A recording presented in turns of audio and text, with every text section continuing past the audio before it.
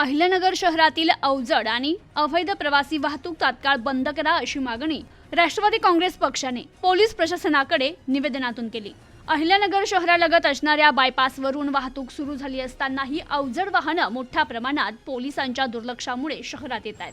त्यामुळे वाहतूक कोंडीला नागरिकांना सामोरं जावं लागतंय। वारंवार पोलीस प्रशासनाला विनंती करून देखील ही अवजड आणि अवैध प्रवासी वाहतूक सुरू आहे, ती तातडीनं बंद करून कारवाई करण्याची मागणी शहर पोलीस उपअधीक्षक अमोल भारती यांच्याकडे राष्ट्रवादी काँग्रेस पक्षाचे विद्यार्थी संघटनेचे शहर जिल्हाध्यक्ष वैभव ढाकणे यांनी निवेदनातून केली आहे। यावेळी प्राध्यापक माणिकराव विधाते, सुरेश बनसोडे, सागर गुंजाळ, सूरज शहाणे, स्वप्नील भोर, ओंकार आव्हाड, भाऊ वनवे, अनिकेत होनराव, अतुल कचरे, संजय होनराव, शिवम होनराव, ओम होनराव, समर्थ होनराव, कौशल काटकर, सचिन होनराव, अतुल कचरे, कृष्णा हरबा, श्रवण बोरा, अक्षय काटकर, अभिषेक मिसाळ, विशाल तोडकर, अभिजित गंधे, अथर्व कुलकर्णी, जय वर्मा आदी उपस्थित होते। तर पुढे निवेदनात म्हटलंय, अहिल्यानगर शहरातील राज्य महामार्ग आणि राष्ट्रीय महामार्ग तसेच बाजारपेठ रस्त्यांवर कायम अवैध प्रवासी वाहतूक आणि अवजड वाहतूक करणारे हे कधीही सुस्थितीत वाहन चालवत नाही। तसेच काही अवजड वाहनातील चालक हे मद्यप्राशन करून वाहन चालवतात, त्यामुळे अपघाताचं प्रमाण वाढलं असून या वाहनांमुळे नागरिकांमध्ये भीती निर्माण झाली आहे। तर शहरात सध्या विविध रस्त्यांची कामं पूर्ण झाली असून काही कामं प्रगतीपथावर आहे, मात्र ज्या रस्त्यांची कामं अपूर्ण आहे त्या ठिकाणाहून अशी वाहनं राजरोसपणे वाहतूक करतात। तसेच काही दिवसांपूर्वी जड वाहतुकीमुळे सुरेखा गुरुलिंगप्पा होनराव यांचा तारकपूर परिसरात दुर्दैवी मृत्यू झाला। बाह्यवळण रस्ता पूर्णतः कार्यान्वित झाला असून त्याचा वापर केला जात नाहीये, त्यामुळे अवजड वाहतूक ही शहरांतर्गत होतीये। वारंवार वाहतूक शाखा तसेच प्रशासनाला निवेदन देऊनही कुठल्याच प्रकारच्या उपाययोजना जड वाहतुकीबाबत होत नाहीये, त्यामुळे निष्पाप लोकांचा जीव जातोय। तरी अहिल्यानगर शहरातील अवैध प्रवासी वाहतूक आणि अवजड वाहतुकीमुळे होणारी वाहतूक कोंडी बंद न केल्यास राष्ट्रवादी काँग्रेस पार्टीचे सर्व पदाधिकारी हे पोलीस स्टेशनच्या आणि वाहतूक शाखेच्या दालनात ठिय्या आंदोलन करतील असा इशारा या निवेदनातून देण्यात आलाय। तर शहर पोलीस उपअधीक्षक अमोल भारती यांनी शिष्टमंडळास सांगितलं की जड वाहतुकीवर कारवाई केली जाईल। वाहतूक पोलीस कर्मचाऱ्यांची संख्या कमी आहे, तसेच महापालिकेनं देखील शहरातील चौकात असणारे सिग्नल तातडीनं सुरू करणं गरजेचं आहे। डीएसपी चौकातील सिग्नल यंत्रणा खूप जुन्या पद्धतीची असल्यामुळे त्यावर आकडे येत नाही। किमान काही चौकातील तरी सिग्नल सुरू करण्यासाठी महापालिकेकडे पाठपुरावा करणं गरजेचं आहे। त्याचबरोबर विद्यार्थ्यांची वाहतूक करणाऱ्या पॅगो रिक्षा यांची देखील तपासणी केली जाईल असं आश्वासन यावेळी देण्यात आलंय। Bureau report, news today 24, Ahilyanagar. Ahilyanagar शहरातील एक महिला सुरेखा होनराव यांचं शुक्रवारी रात्री तारकपूर भागामध्ये एका जड वाहनाखाली खरं तर अपघाती मृत्यू झालेला आहे।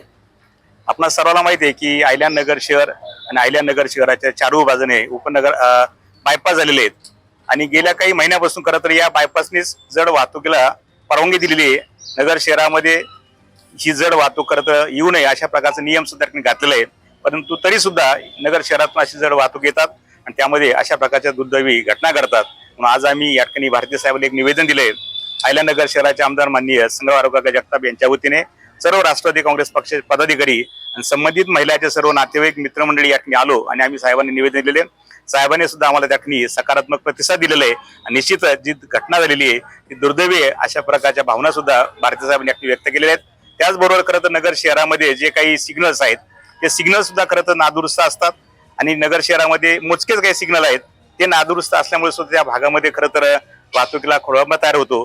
त्याचं सुद्धा लवकरात लवकर नियोजन आम्ही अहिल्यानगर शहराचे महापालिकेचे आयुक्त माननीय डांगे साहेब यांना देणार आहेत आणि आम्ही त्यांनाही विनंती करणार आहे खरं तर अशा प्रकारच्या नागरिकांच्या दृष्टीने ज्या सोयीच्या सवलती असतात त्याच्याकडे आपलं दुर्लक्ष केल्यामुळं गैरसोयी होतात आणि या गैरसोयीमुळेच खरं तर अशा प्रकारचे अपघात घडतात। निश्चितच झालेली घटना दुर्दैव आहे, त्या मातेला आम्ही या ठिकाणी भावपूर्ण श्रद्धांजली अर्पण करतो आणि अशा प्रकारच्या नगर शहरामध्ये घटना होऊ नये अशा प्रकारची या ठिकाणी अपेक्षा व्यक्त करतो। निश्चितच साहेबांनी दिलेल्या सकारात्मक प्रतिसादामुळे निश्चितच त्यामध्ये सुधारणा होईल अशा प्रकारची आम्हाला अपेक्षा आहे।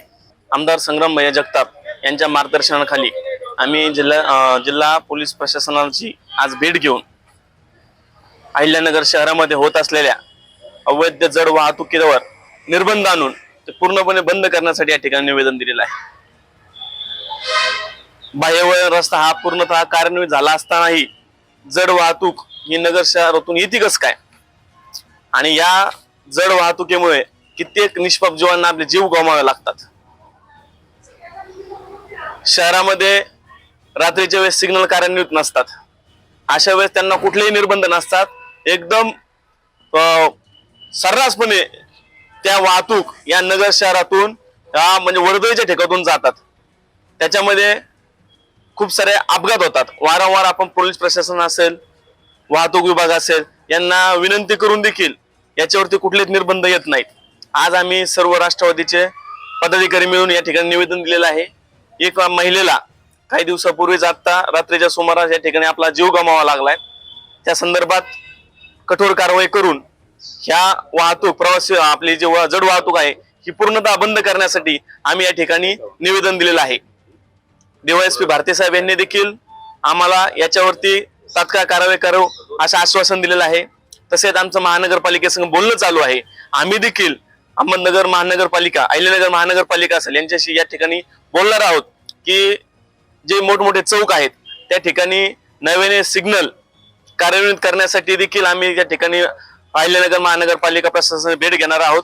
या ठिकाणी ही जड वाहतूक बंद झाली नाही तर राष्ट्रवादी काँग्रेस पार्टीच्या सर्व पदाधिकाऱ्यांसह या ठिकाणी ठिय्या आंदोलन करण्यात येईल असं या ठिकाणी आम्ही निवेदन दिलेलं आहे.